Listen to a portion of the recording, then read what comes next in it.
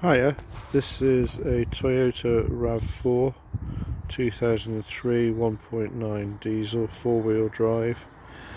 My alternator stopped functioning, so I took it off.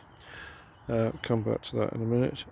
But having disconnected it electrically and mechanically from the engine, I was horrified to find that I could not get it through any of these apertures, front, back, and I was thinking that I would have to there's an engine mounting just behind there, on the inner wing.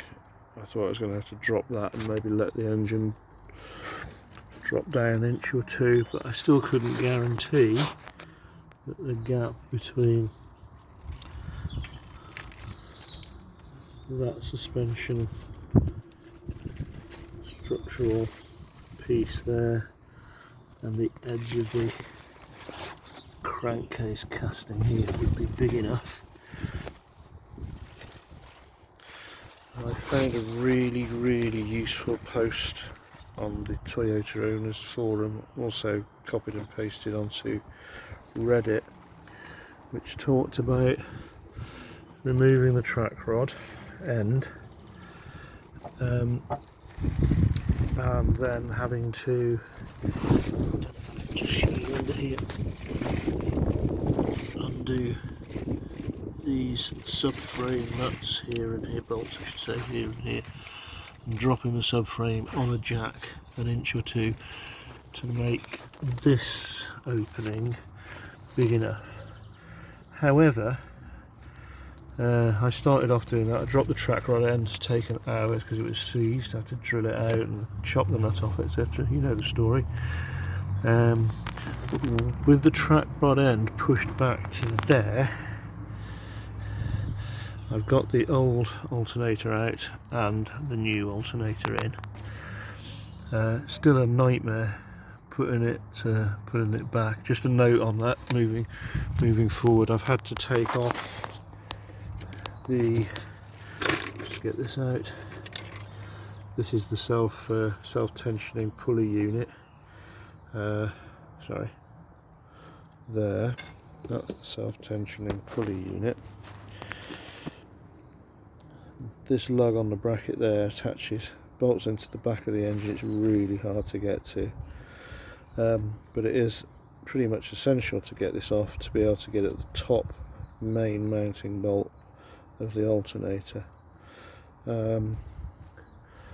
So first thing is, that's the pulley that sits on there. Take that off and disconnect these. Lots and lots of horrible fiddling about with different wrenches and extension bars and spanners, trying to find and turning some of the nuts, literally 1 degree at a time. On the ratchet. It's a real pain in the arse, but it is doable. And in my case, I'm not at all gainsaying the guy, the really useful post who clearly knew what he was talking about. But in my case, I haven't had to drop the subframe, which after the day I've had trying to get this thing out was a was a genuine joy. So now I'm going to the pub and I'm going to put the alternator back in on Easter Sunday. But I just thought there's not a lot about this particular, just another note actually. I've got the digital Haynes manual for this vehicle. It's 2003 RAV4 permanent 4-wheel drive. The Haynes manual on alternators is very unclear. It seems to imply that you can get the alternator out without sort of major structural work, but that seems to actually be about petrol engines, where I believe the alternator is somewhere on the engine, sort of up at the front, nice and easy, where most normal alternators are. And there doesn't seem to be a lot on YouTube or on the channels, except for that one post. When I post this, that one post on Reddit and the Toyota owners forum, and I'll see if I can find that again and give credit to it, because knowing that somebody has managed to do it in a particular way before is so important, isn't it? Rather than you doing the pioneering work and experimenting for yourself. That's why I chose not to do the engine mounting option, because I knew that I couldn't guarantee that I could get enough motion movement on the engine to let it out the front here.